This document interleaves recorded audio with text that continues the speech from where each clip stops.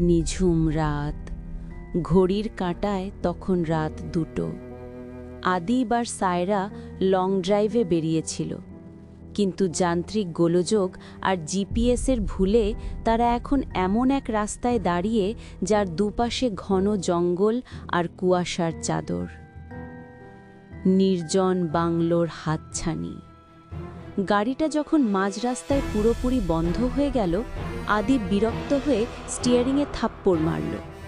ফোনের নেটওয়ার্ক নেই। সায়রা ভয়ার্ত চোখে বাইরে তাকালো। কুয়াশার ভেতর দিয়ে দূরে একটা পুরনো আমলের দোতলা বাংলো দেখা যাচ্ছে। কোনো উপায় না দেখে তারা সেখানেই আশ্রয় নেওয়ার সিদ্ধান্ত নিল। বাংলোর সদর দরজাটা স্পর্শ করতেই ক্যাঁচ ক্যাঁচ শব্দে খুলে গেল। ভেতরে গুমোট এক গন্ধ, পুরনো রক্ত আর পচা মাংসের মিশ্রণ। আদিব টর্চ জ্বালিয়ে দেখল ড্রয়িং রুমের আসবাবপত্র সব ধুলোয় ঢাকা, কিন্তু ডাইনিং টেবিলে 2টো প্লেট সাজানো, যেন কেউ তাদের জন্যই অপেক্ষা করছিল। ভয়ে সায়রা আদিবকে জড়িয়ে ধরল। আদিব তাকে আশ্বস্ত করার জন্য কাছে টেনে নিল।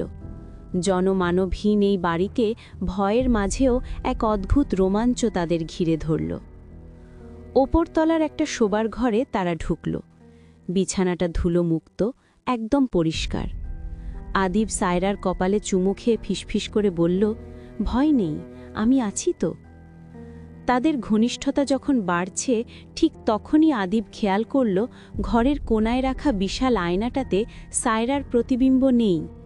আয়নায় শুধু আদিব একা দাঁড়িয়ে আছে, আর তার পেছনে দাঁড়িয়ে আছে এক বিভৎস অবয়ব, যার চামড়া ঝুলে পড়েছে এবং চোখ দুটো উপড়ানো।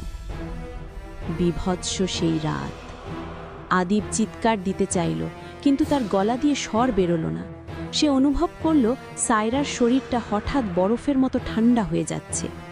সায়রা তার কানে ফিসফিস করে বলল, তুমি কি জানো আদিব, এই ঘরে এর আগে যারা এসেছিল তারা কেউ সকালে সূর্য দেখেনি। আদিব ধাক্কা দিয়ে সায়রাকে সরিয়ে দিতে চাইল, কিন্তু সায়রার হাত দুটো এখন মানুষের মতো নয়, বরং লম্বা নখের থাবার মতো তাকে জাপটে ধরল। সায়রার মুখটা ধীরে ধীরে ফেটে গিয়ে বিকৃত হয়ে গেল। ঘরের বাতিগুলো দপদপ করে নিভে গিয়ে লালচে আলোয় ভরে উঠল। দেয়াল থেকে চুইয়ে রক্ত পড়তে শুরু করল। আদিব দেখল খাটের তলা থেকে বেরিয়ে আসছে ছিন্ন ভিন্ন কতগুলো মানুষের হাত। তারা আদিবের পা চেপে ধরল। সে বুঝতে পারল সায়রা আসলে সায়রা নয়। সে যখন গাড়িতে ছিল তখনই কোনো এক মুহূর্তে সায়রাকে বদলে দেওয়া হয়েছে। আদিব আর্তনাদ করে উঠল যখন সায়রারূপী সেই পিশাচি তার ঘাড়ের কাছে মুখ নিয়ে গেল। আমাদের ক্ষুধা অনেক আদিব, আর তুমি আজ রাতে আমাদের ভোজ। পুরো বাংলো জুড়ে আদিবের হাড়গোড় মরমর করার শব্দ আর পৈশাচিক হাসির প্রতিধ্বনি হতে থাকল।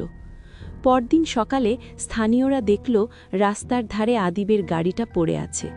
ভেতরে শুধু সায়রা অঝরে কাঁদছে। তার গায়ের জামাকাপড় রক্তে ভেজা। কিন্তু পুলিশ যখন আদিবের কথা জিজ্ঞেস করল, সায়রা শুধু শূন্য দৃষ্টিতে তাকিয়ে হাসল। তার হাসিতে মানুষের কোনো রেশ ছিল না।